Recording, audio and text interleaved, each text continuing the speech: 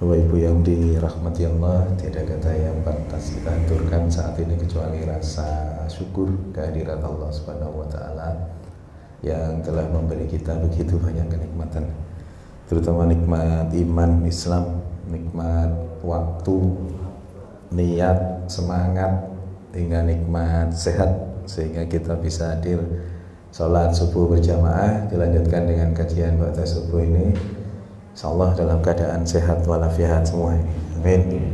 Ya, Bapak yang dirahmati Allah, insyaallah bulan depan kita ketemu dengan momen hebat dalam kehidupan kita yang sudah ditentukan dalam syariat Islam berupa kurban, yang banyak juga berseliweran hal-hal terkait dengan proses kurban ini, di mana terus kemudian orang-orang ghairul muslim menyatakan bahwa kurban yang dijalankan oleh umat Islam itu adalah program pembantaian yang dilakukan secara terstruktur, masif, terstruktur, masif. Ya, pokoknya hal yang terkait dengan proses bagaimana kemudian hewan-hewan kurban itu dibunuh sedemikian rupa, sehingga terus kemudian dimunculkan bahwa seolah-olah Islam itu mengajarkan sesuatu yang itu tidak sesuai dengan bagaimana seharusnya hewan itu diperlakukan. Yang pertama yang disoroti ritualnya. Yang kedua yang disoroti adalah kenapa kok harus disembelih seperti itu? Kan sebenarnya ada cara lain untuk supaya hewan yang disembelih itu tidak merasakan sakit. Jadi kemudian mereka memunculkan alternatif. Tidak harus disembelih seperti itu. Ada banyak cara supaya hewan itu tidak merasa kesakitan. Nah, maka terus kemudian kita butuh tahu sebenarnya hewan kurban yang disembelih secara langsung seperti itu menyakitkan atau tidak sih sebenarnya. Ya, terus kemudian ditempeli dengan bahwa ritual kurban ini adalah ritual atau gaya hidup yang tidak sehat. Kenapa? Karena kambing itu mengandung kolesterol misalkan. Maka umat Islam diajari cara hidup tidak sehat. Nah, seperti itu.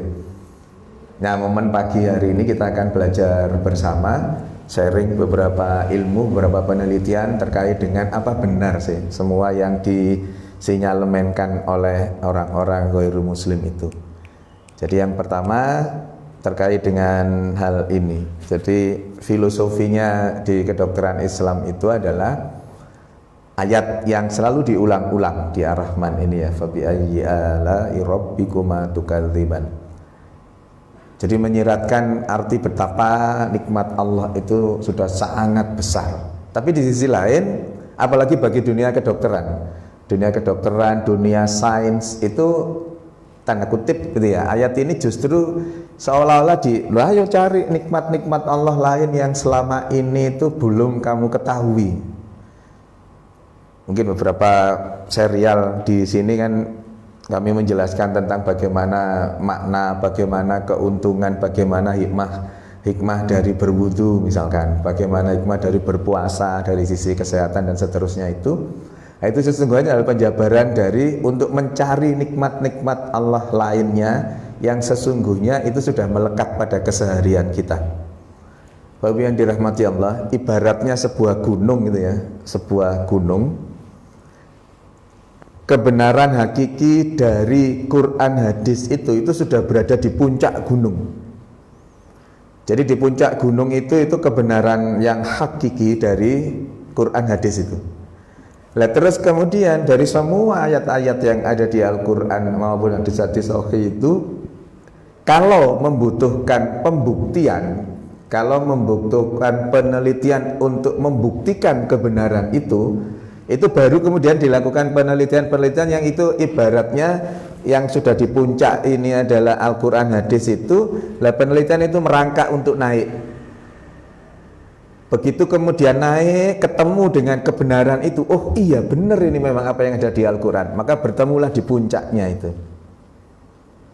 Di Al-Quran dikatakan bahwa di lautan itu akan ada laut yang terpisah sama sekali, yang kemudian ternyata itu diketemukan. Nah berarti kemudian apa yang ada di Quran 1400 lebih tahun yang lalu kemudian ternyata benar, real terjadi. Nah ini kebenarannya kemudian mencapai puncaknya tentang sains itu, bahwa bayi yang di dalam kandungan itu, di Az-Zumar dikatakan bayi yang ada di dalam kandungan itu akan dilapisi oleh 3 kegelapan.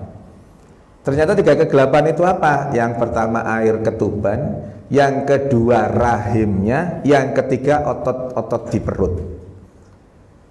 Jadi kemudian Obgyn, jadi kedokteran kandungan itu membuktikan bahwa apa yang ada di Al-Quran itu iya benar, memang seperti itu, bahwa manusia itu pada saat bayi dilapisi oleh 3 kegelapan. Yang dimaksud ternyata itu air ketuban, uterus atau rahimnya, terus kemudian otot-otot yang ada di perut.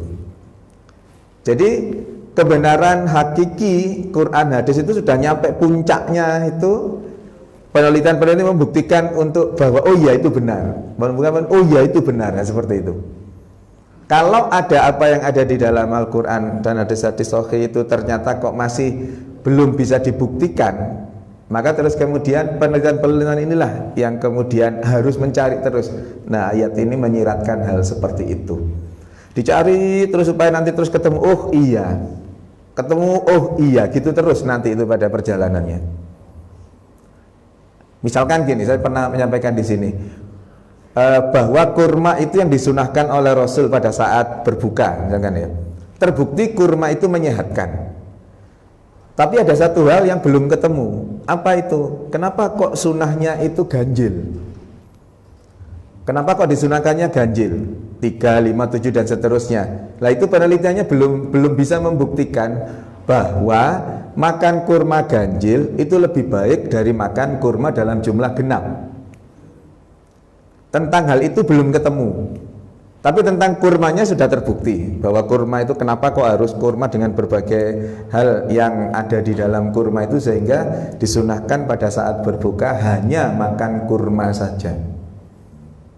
Maka terus kemudian ini butuh pembuktian. Kenapa kok sunnahnya itu 3 biji, 5 biji kok ganjil? Nah ini yang belum ketemu. Nah, itu yang saya maksud dengan hal seperti itu tadi. Ya. Jadi masih banyak hal-hal yang belum ketemu, itu yang penelitian-penelitiannya belum mengarah ke sana. Dan ini juga menjadi penting pada saat kita harus mampu memadukan antara keimanan dan keilmuan kita. Yarfa'illahu alladzina amanu minkum walladzina utul ilma darajat. Maka konteks kita pagi ini sama, intinya dia menjadi ayat 11 ini, bahwa kita dengan keimanan yang sudah kita miliki ini harusnya menjadi kuat dengan beberapa ilmu yang tersampaikan pada pagi hari ini. Nah, pagi hari ini kita akan bicarakan tentang kurban yang seperti saya sampaikan di awal tadi itu. Nah, ini penyembelihan hewan kurban itu bagi muslim kan hal yang biasa saja, karena ritual itu tiap tahun dilakukan. Nah, maka terus kemudian bagi yang non muslim itu timbul tanda tanya besar. Kemudian mereka nge-move dengan berbagai berita-beritanya itu bahwa penyembelihan ini adalah pembantaian besar-besaran yang dilakukan oleh umat Islam seluruh dunia. Maka kemudian dimunculkan bahwa Islam itu bengis. Islam diajarkan dan dilatih untuk menganiaya binatang. Cara penyembelihannya pun juga penyembelihan yang menyakitkan. Hewannya diikat, disiksa dan disembelih beramai-ramai. Seluruh dunia melakukan. Berapa juta sapi, berapa juta hewan kurban yang kemudian harus dikorbankan untuk kepentingan manusia. Itu yang dimunculkan. Kemudian terkait dengan ritual tahunan yang diikat, disiksa dan disembelih beramai-ramai itu, kemudian mereka memunculkan tawaran, memunculkan sebuah seolah-olah ini keilmuan. Jangan dibunuh langsung, jangan disembelih langsung, itu menyakitkan disembelih langsung itu. Kan lebih baik misalkan dibuat pingsan dulu. Jadi dipingsankan dulu. Entah itu dibius, entah itu disetrum, entah itu di apapun, nah itu pokoknya pingsan dulu baru terus kemudian disembelih. Itu lebih tidak menyakitkan dibanding terus langsung disembelih itu. Disembelih itu menyakitkan. Nah kemudian muncul pertanyaan besar ini, benar nggak sih yang disembelih itu memang lebih menyakitkan, lebih menyiksa daripada misalkan dibuat pingsan terlebih dahulu itu? Ayo, mana yang lebih menyakitkan? Pingsan kemudian disembelih dibandingkan dengan disembelih langsung. Nah, panjenengan berpikirnya dipingsankan dulu misalkan ya.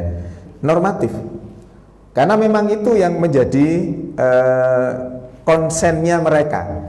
Kalau kemudian dibuat pingsan dulu baru kemudian disembelih, berarti tidak sesuai dengan syariat Islam. Karena syariat Islam mengharuskan untuk pada kondisi seger itu kemudian disembelih. Nah sekarang kemudian berdasarkan hal itulah dua orang ini kemudian melakukan penelitian. Berdasarkan hadis ini, di mana terus kemudian dilakukan secara ihsan gitu. Sesungguhnya Allah menetapkan ihsan kebaikan pada segala sesuatu. Maka jika kalian membunuh, hendaklah kalian berbuat ihsan dalam membunuh. Dan apabila kalian menyembelih, maka hendaklah berbuat ihsan dalam menyembelih. Yaitu hendaklah salah seorang dari kalian menajamkan pisaunya agar meringankan binatang yang disembelihnya. Ini menyembelih konteksnya hewan kurban ini ya, bukan menyembelih membunuh manusia. Lah hadisnya seperti ini, maka terus kemudian dua orang ini, Profesor Dr. Schultz dan Dr. Hazim dari Hannover University Jerman melakukan penelitian. Jadi gampangannya ya, dua orang ini satu kantor, satu lembaga di Hannover University ini. Dua orang ini yang Prof. Schultz itu non muslim, yang Dr. Hazimnya itu muslim. Berdiskusilah mereka, gampangannya ngomong terkait dengan kurban ini. Namanya ilmuwan, namanya orang-orang akademisi peneliti seperti ini, bunyinya seperti itu. Oke, ayo saiki awake dhewe melakukan penelitian. Jadi dua orang itu melakukan penelitian dengan tujuan masing-masing. Yang Prof. Schultz notabene non muslim itu ingin membuktikan bahwa salah syariat Islam itu. Sementara Dr. Hazim, jadi belum profesor yang Dr. Hazimnya itu, yang Prof. Schultz-nya itu sudah profesor. Dr. Hazimnya sangat yakin bahwa apa yang sudah disyariatkan itu pasti yang terbaik. Maka kemudian bareng meneliti, saya barengan meneliti. Si Prof. Schultz-nya itu awas kon yo, temen terbukti akan di blow up bahwa menyembelih yang seperti disyariatkan itu salah. Dr. Hasim juga punya keyakinan, awas kon yo, delok engko nek terbukti ape ngomong apa kon kok kayak gitu. Gampangannya gitu dalam bahasa kita. Maka kemudian dilakukan penelitian. Penelitiannya bagaimana?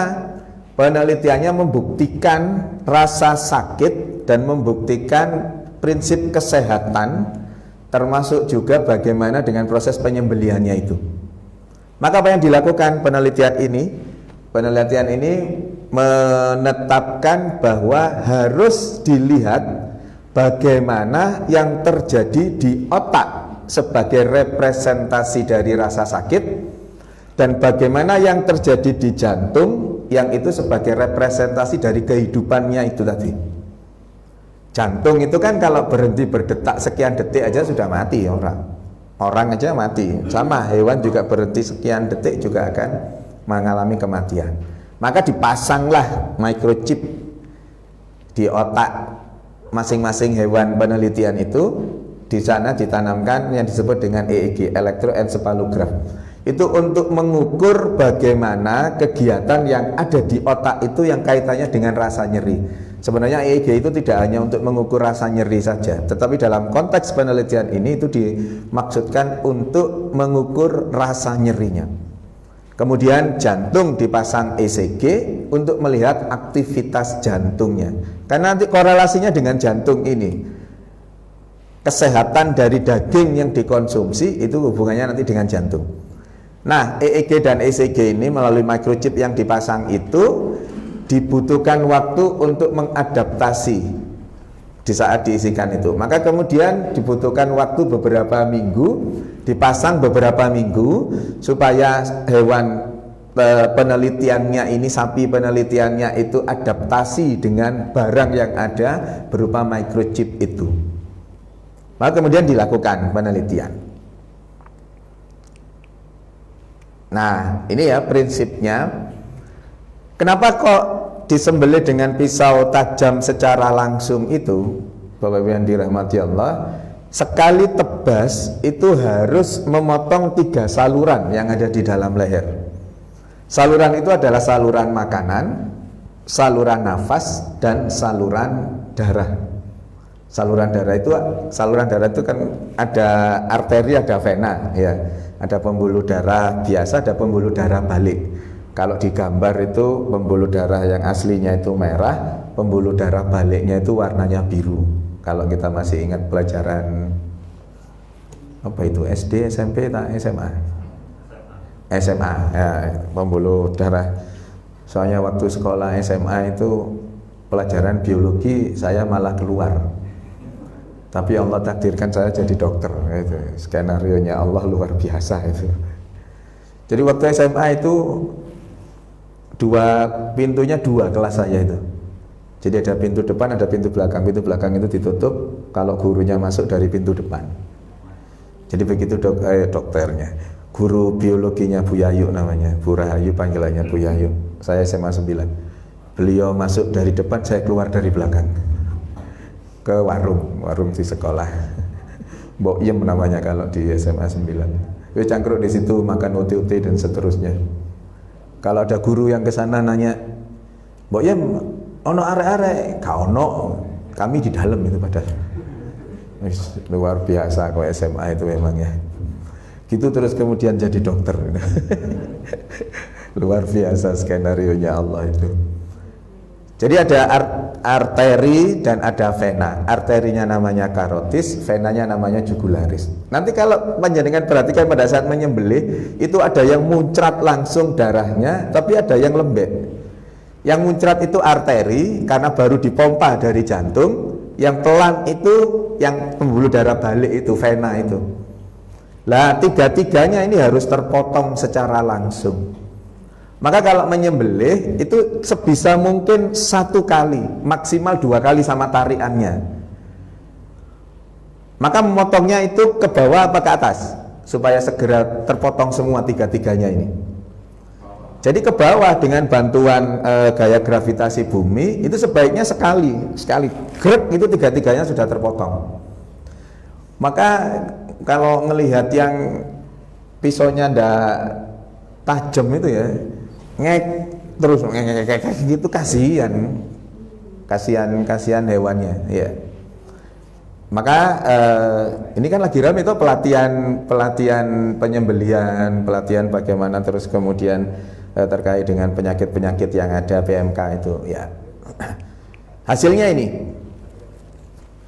Hasilnya pada saat dipotong yang kemudian 3 bagian, 3 saluran itu terpotong, hasilnya seperti ini. Penelitian itu membuktikan pada 3 detik pertama, jadi begitu dipotong tiga-tiganya itu di EEG itu tidak menunjukkan grafik apapun. Jadi EEG itu elektroencephalograph itu kalau dia naik grafiknya berarti timbul rasa nyeri. Jadi rasa nyerinya itu ditunjukkan dengan microchip yang di situ ada EEG-nya itu. Jadi kalau dia merasa nyeri, maka grafik EEG-nya akan naik.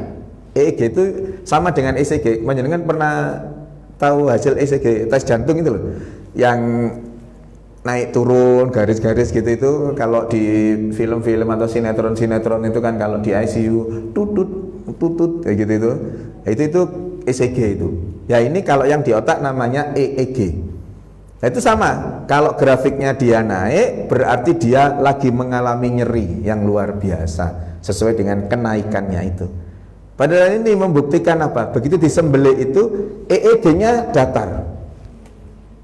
Berarti tidak ada rasa nyeri pada saat disembelih itu. Kenapa? Karena cepat. Jadi begitu drep putus langsung sudah. Saraf nyerinya itu sudah kepotong. Maka tadi itu kan ada 3 saluran, ya sudah kepotong, sudah tidak ada rasa nyerinya. Maka grafik EEG-nya itu menunjukkan flat data. 3 detik berikutnya sapinya sudah tidak sadar, EEG-nya malah turun karena mati. Ya seseorang atau hewan kalau direkam EEG-nya itu ya turun mati titik nol, sudah mati. Jadi ternyata kematian yang muncul dari proses penyembelihan itu hanya butuh 6 detik sudah mati. Loh, dok, nanti kan ada kejat-kejatnya, itu di belakang nanti penjelasannya. Tapi sesungguhnya sudah mati, sudah terputus hubungan antara otak dan tubuhnya. EEG-nya flat, 3 detik kemudian turun karena mati, sudah nggak ada aktivitas apapun, apalagi nyeri, sudah sangat tidak ada nyerinya itu. Lah EEG-nya, ECG-nya itu yang mengukur jantung tadi itu. ECG-nya gimana? Ternyata justru pada saat disembelih itu 3 detik, 6 detik itu justru ECG-nya naik grafiknya. Berarti kinerjanya jantung malah hebat. Jadi pada saat dipotong 6 detik setelah dipotong itu kinerja jantungnya malah naik. Terjadi aktivitas yang luar biasa dari jantung itu. Kalau penjenengan masih ingat, saya pernah gambarkan jantung itu ada 4 ruang gitu ya. Ada yang memompa darah, ada yang nyedot darah. Yang memompa darah yang keluar dari jantung namanya arteri, yang nyedot menuju jantung darahnya namanya vena. Itu tadi pembuluh darah balik itu tadi. Nah, ternyata aktivitasnya luar biasa. Jadi darah yang dikeluarkan, yang arteri itu muncrat sebegitu hebatnya, di sisi lain jantung menyerap darah-darah yang masih ada di masing-masing organ itu. Jadi darah yang di liver, darah yang di ginjal, darah yang di lambung, darah yang dimanapun organ-organ itu disedot sedemikian hebat oleh jantung untuk kemudian dikumpulkan di jantung, dan saat itu di sisi yang lain jantung memompa untuk mengeluarkan darahnya. Jadi seluruh darah yang ada di organ-organ di sapi ini disedot oleh jantung, kemudian di waktu yang bersamaan dikeluarkan melalui pembuluh darah yang terpotong di vena jugularis. Itu besar venanya, arteri karotis di sana itu besar. Maka kemudian ternyata dari efek yang ada itulah yang justru memunculkan daging yang sehat itu yang seperti itu. Kemudian setelah 6 detik, karena grafik EEG-nya sudah turun sampai 0, sudah nggak ada rasa nyeri, sementara aktivitas jantungnya sebegitu hebatnya narik darah dan memompa darah, maka setelah sekian waktu sudah tidak ada lagi darah di masing-masing organ itu, karena semua sudah dikeluarkan melalui mekanisme jantung yang ternyata menyedot dan memompa darah lebih hebat pada saat sudah mulai 6 detik dan seterusnya itu. Maka panjenengan kalau ngelihat pada saat disembelih itu, sembelih thread muncratnya luar biasa, tapi sebenarnya ada 2 pembuluh darah itu. Yang satu glender biasa, yang satu muncrat. Glender itu karena darahnya disedot menuju jantung untuk dikeluarkan lagi dalam bentuk yang arterinya tadi itu. Maka muncratnya luar biasa sampai kemudian darah yang ada habis semua. Maka dengan darah yang terpompa keluar tadi itu tidak ada timbunan darah di masing-masing organ yang ada di dalam tubuh sapi itu yang kemudian membuktikan ternyata itu menjadi healthy meat, daging yang menyehatkan, daging yang sehat.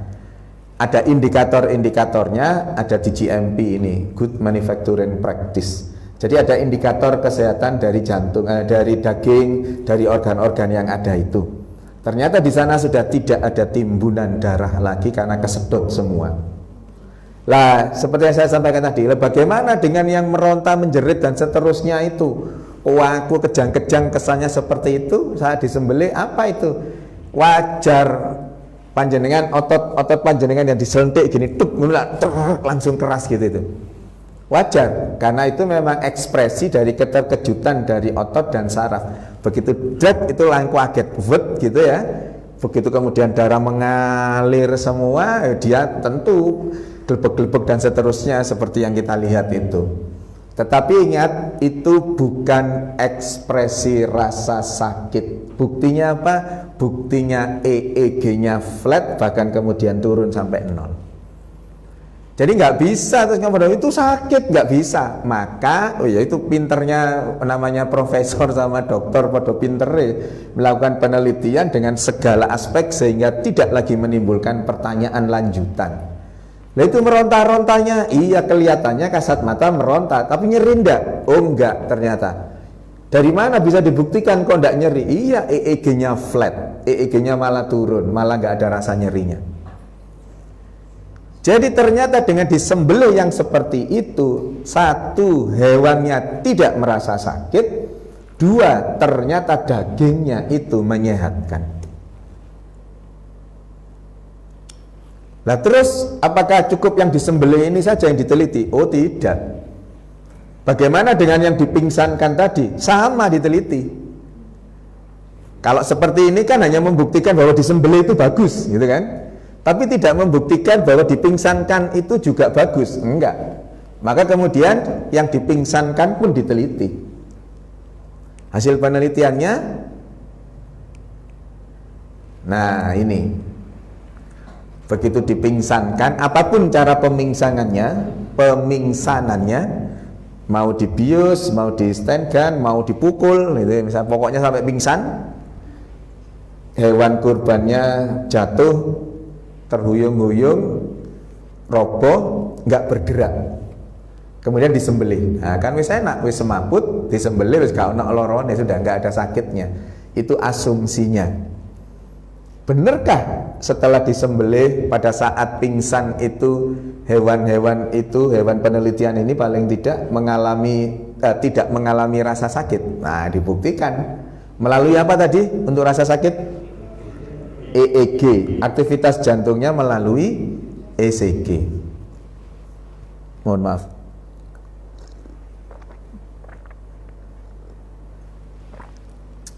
Panjenengan dengarkan sambil nyeruput kopi enak. Nyeruput teh itu ya. Saya ngomong terus saja.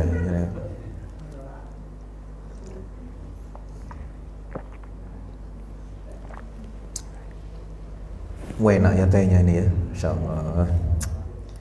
Isu-isu anget-anget ya.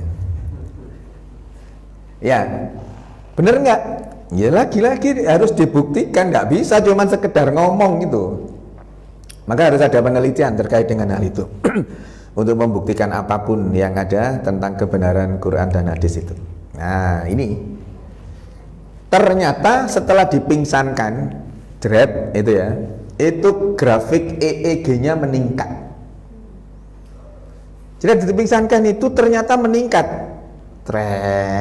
Terus kemudian hal itu menunjukkan bahwa justru dengan perlakuan yang seperti itu, hewan penelitian ini justru merasa sakit yang luar biasa. Nah kemudian beberapa saat kemudian EEG-nya itu ternyata meningkat terus.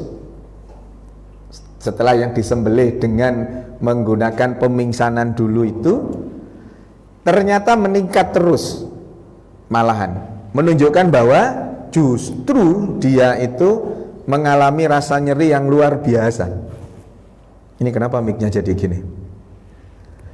Justru mengalami nyeri yang luar biasa. Di sisi lain grafik ECG-nya itu turun. ECG tadi untuk menunjukkan kerja jantung, aktivitas jantung. Justru turun aktivitas jantungnya itu. Yang pertama EEG naik berarti menunjukkan rasa nyeri. Yang kedua ECG turun berarti aktivitas di jantungnya berhenti. Perlahan-lahan kemudian berhenti. Apa yang kemudian efek yang timbul? Berarti rasa nyerinya hebat. Yang kedua, karena jantung berhenti, maka darah yang ada di masing-masing organ itu ngendon di sana. Bisa dipahami ya? Disembelih tadi kan disedot semua darahnya itu, disedot semua, dikeluarkan melalui jantung. Tetapi karena ini jantungnya berhenti bergerak, ECG-nya turun, maka jantungnya melemah kemudian berhenti, darahnya nyantol di masing-masing organ itu. Maka kalau yang dipingsankan dulu kemudian disembelih, nggak ada darahnya nggak banyak. Darahnya hanya darah yang dari jantung menuju ke pembuluh darah leher, itu aja yang keluar. Yang lain enggak. Yang lain 6 detik kemudian berhenti jantungnya. Maka masing-masing organ itu terisi darah yang memang ngendonnya di situ, di masing-masing organ itu. Maka darahnya tidak ikut keluar, mandek di organ masing-masing. Ya, yang di liver itu liver ada darahnya, yang di ginjal ya ginjal ada darahnya. Darahnya itu tidak selalu dalam bentuk kasat mata darah ya. Jadi bisa saja menyatu menjadi bagian dari organ itu. Begitu dibelah, yang netes sedikit-sedikit, tetapi darahnya sebetulnya banyak di dalam situ. Nah itu ngendon semua, nggak ada yang keluar, keluarnya sedikit. Nah ternyata dari semua hal yang terkait dengan yang terjadi pada saat disembelih dengan menggunakan dipingsankan dulu itu, darahnya tidak keluar, maka disebut sebagai unhealthy meat. Apa itu? Daging yang tidak sehat, yang tidak sesuai dengan GMP itu. Jadi kalau dipingsankan itu ternyata menyakitkan bagi si hewan, dan ternyata juga dagingnya daging yang tidak sehat. Kenapa? Karena organ-organ yang ada darahnya itu menjadi tempat tumbuhnya bakteri, tempat tumbuhnya kuman yang kemudian semakin lama semakin membusuk.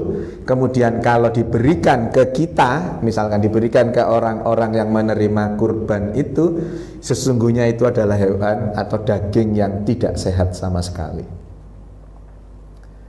Maka terus kemudian ternyata dengan disembelih yang didahului dengan dipingsankan itu, ada rasa sakit yang luar biasa yang dialami oleh hewan itu, dan ternyata dagingnya pun tidak sehat.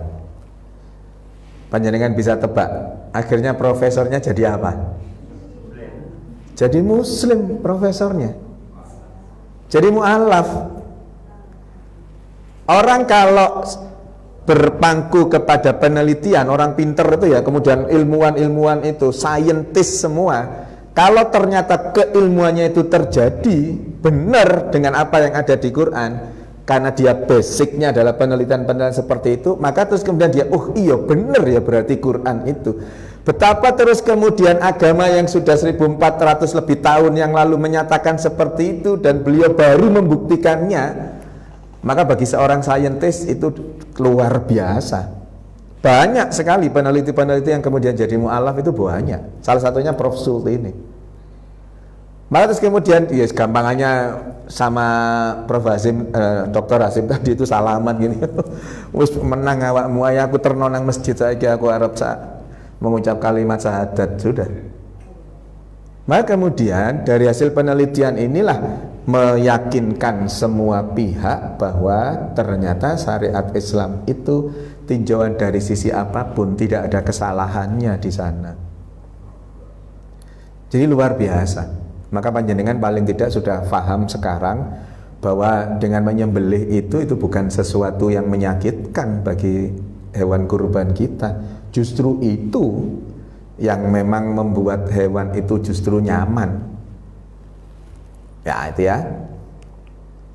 Maka kemudian sesuai dengan hadis sahih yang diriwayatkan oleh Abu Daud, bahwa kriteria secara fisik dari hewan kurban itu ya tentu yang sehat, yang baik. Ya kalau misalkan ada kurban yang kurus, ada yang gemuk, ya pilih yang gemuk lah pada saat belinya itu ya.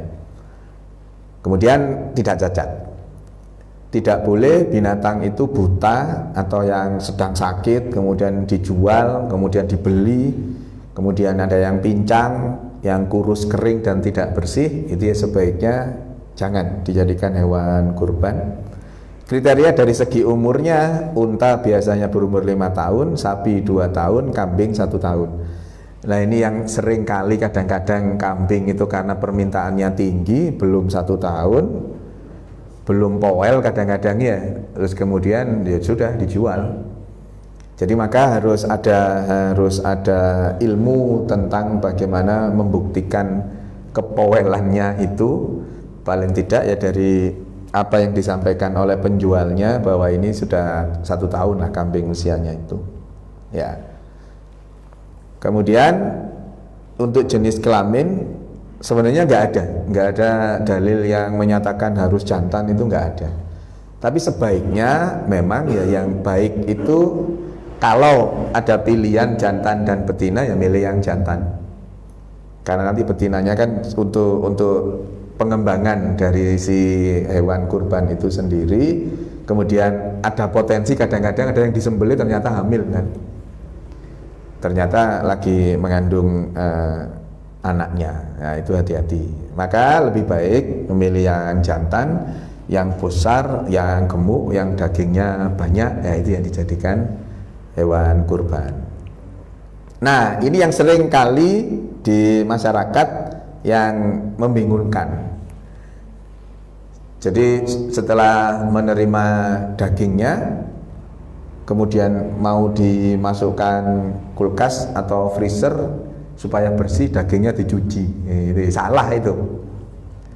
Jadi biarkan dari hasil yang didapatkan dari potongan itu sudah biarkan seperti itu. Sebaiknya nanti disimpan dalam kantong-kantong kecil gitu loh. Jadi pada saat butuhnya yang mana ya sudah diambil yang itu saja. Diambil yang itu cukup berapa, 1 plastik itu kebutuhannya mau masak apa ya butuh ngambil 1 plastik yang kecil-kecil saja, itu nanti diambil dan dipakai.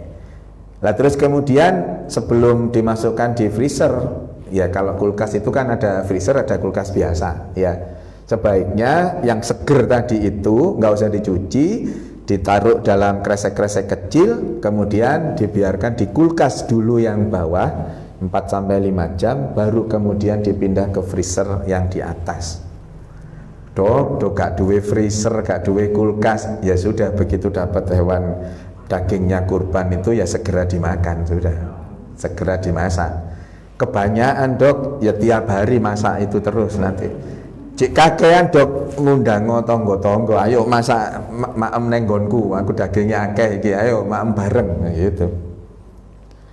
Nah, pada saat kemudian mau diambil setelah di freezer, kemudian kalau mau diambil, jangan langsung diambil kemudian bilang cepet, duwekek banyu panas. Itu nanti dari proses dingin menuju ke panas, itu nanti akan menimbulkan berbagai efek terkait dengan dagingnya, bisa ngeprul dagingnya nanti. Kemudian ada efek-efek lain yang terkait dengan perubahan dari zat kimia yang ada itu juga nggak bagus.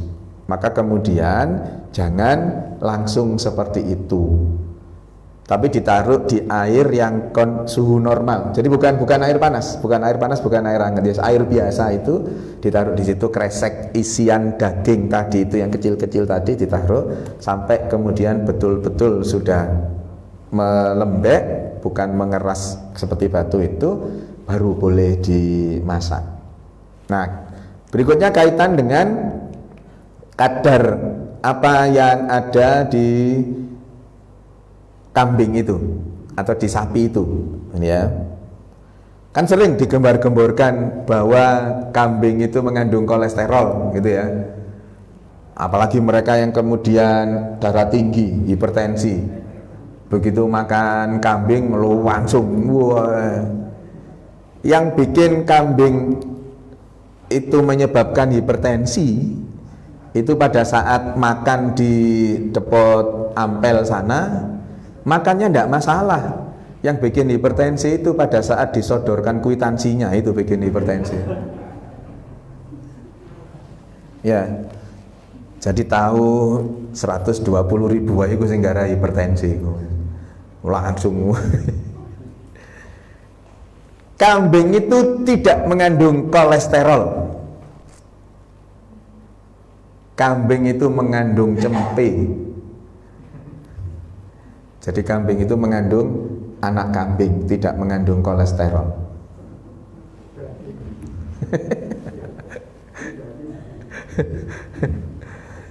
Jadi kambing tidak mengandung kolesterol, kambing itu mengandung anaknya. Apakah daging kambing, nah ini yang benar, apakah daging kambing mengandung kolesterol? Tidak. Kalau toh ada sedikit. Jadi daging kambing, nanti ada daftarnya. Daging kambing itu tidak mengandung kolesterol. Kalau toh ada, itu sedikit sekali. Tetapi kalau yang daging kambingnya itu ada tempelannya gaje-gaje di sana, nah itu yang mengandung kolesterol. Jadi tolong dipisah. Jangan kemudian dikatakan bahwa daging kambingnya itu tinggi kolesterol. Enggak. Daging kambingnya itu rendah sekali kolesterolnya. Jadi kalau panjenengan makan dagingnya saja, murni dagingnya, enggak masalah. Dalam konteks kolesterol, enggak masalah. Jadi isu-isu itu wis ndak karu-karuan pokoknya, supaya dianukan wis orang-orang Islam itu ndak sehat dan seterusnya itu. Padahal penelitian-penelitian teori-teori membuktikan ndak seperti itu. Gitu ya. Di sini anuan biasa. Nah, ini kelihatan. Nah, ini supaya kita bisa sama-sama paham bagaimana kadar kolesterol dan kemudian terkait dengan asam urat yang terjadi, itu ada pengelompokannya. Jadi ini pengelompokannya, ini yang sehat boleh ini, boleh semua. Jadi kalau daging kambing yang tidak ada, yang murni daging saja, itu aman, sehat dikonsumsi, tidak masalah. Syaratnya ojo kakean. Kulu wasrabu wala tusrifu innahu la yuhibbul musrifin. Silakan makan minum sakarepnya, pokoknya jangan berlebihan. Dapat daging kurban 1 kresek biasanya pirang kilo? Oh, enak temen oleh daging 5 kilo. Taruhlah 1 kilo yang kurban dapat 5 kilo ya. Kalau dapat setengah kilo gitu ya, dimakan hari itu langsung pagi, siang, sore daging terus gitu ya. Tinggal ngatur aja, pokoknya jangan sampai berlebihan untuk mengkonsumsinya. Nah, Bapak-Ibu yang dirahmati Allah, dari sini kita bisa melihat. Dari sini kita bisa melihat bahwa masing-masing kadar yang terkandung di dalam makanan yang kita konsumsi itu kita bisa tahu. Mungkin nanti bisa Mas ya, bisa di-share nih ke jamaah untuk bisa melihat ini makanan yang saya konsumsi, panjenengan konsumsi itu sehat apa enggak gitu loh, boleh dimakan atau tidak gitu loh. Atau dimakan boleh dalam kondisi tertentu, jumlah tertentu, itu silakan. Yang sering kali muncul itu adalah menyatakan bahwa misalkan jeroan gitu ya, atau daging ini tadi asam uratnya tinggi gitu ya, seringkali gitu kan, kerang itu asam uratnya tinggi. Padahal Bapak Ibu yang dirahmati Allah, yang namanya asam urat itu atau kolesterol ya, konteks kita pada pagi hari ini ya, namanya kolesterol itu tadi daging mengandung kolesterol, jeroan mengandung kolesterol yang tinggi dan seterusnya itu. Bahkan kemudian dikatakan bahwa belinjo itu mengandung kolesterol ya, kacang mente mengandung kolesterol, apalagi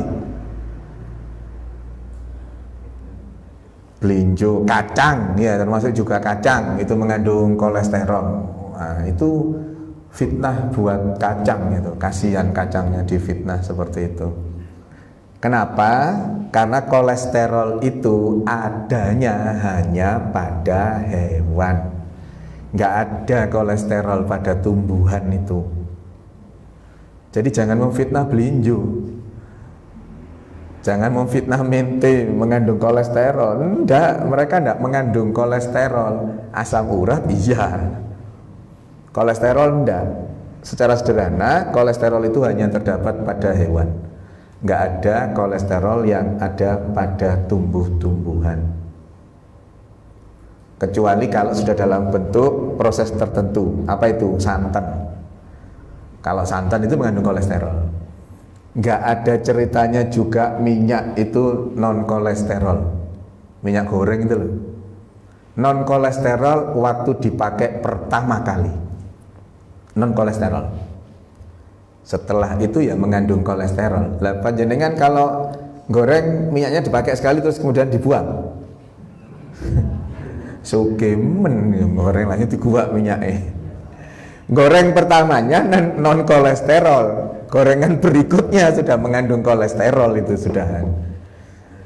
Dengan apa yang terjadi pada saat dipanaskan, termasuk juga dipakai untuk menggoreng apa, nah itu juga akhirnya gorengan yang berikutnya dengan menggunakan minyak yang sama itu sudah mengandung kolesterol.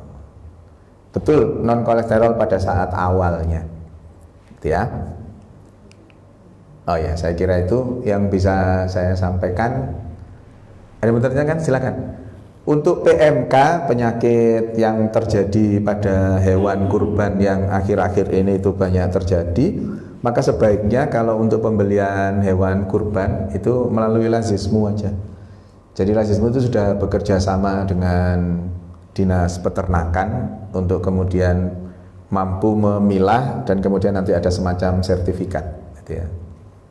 Selama tidak ada ciri-ciri dari PMK itu, ya insya Allah hewannya hewan yang sehat sesuai dengan hadis riwayat Abu Dawud tadi itu. Sebaiknya ya yang sehat, jangan yang sakit. Tentang PMK-nya sendiri, karena saya dokter manusia, sementara sapi itu masuk hewan, jadi saya tidak terlalu tahu dengan penyakit-penyakit pada hewan. Nanti kalau saya belajar PMK, saya jadi dokter hewan juga nanti. Prinsipnya sebaiknya koordinasi dengan lazismu untuk pembelian hewan kurban itu supaya mendapatkan hewan kurban yang pas, yang sehat, yang sesuai dengan segala aspek terkait dengan syariat itu sendiri, gitu ya. Saya kira itu yang bisa saya sampaikan. Semoga ada manfaatnya. Mohon maaf kalau ada sesuatu yang kurang berkenan. Mari kita tutup dengan bacaan hamdalah dan doa kafaratul majelis bersama-sama. Alhamdulillahirabbil alamin. Subhanakallahumma rabbana wa bihamdika asyhadu an la ilaha illa anta astaghfiruka wa atubu ilaik. Nasrun minallah wa fathun qarib wa basyiril mu'minin. Wassalamualaikum warahmatullahi wabarakatuh.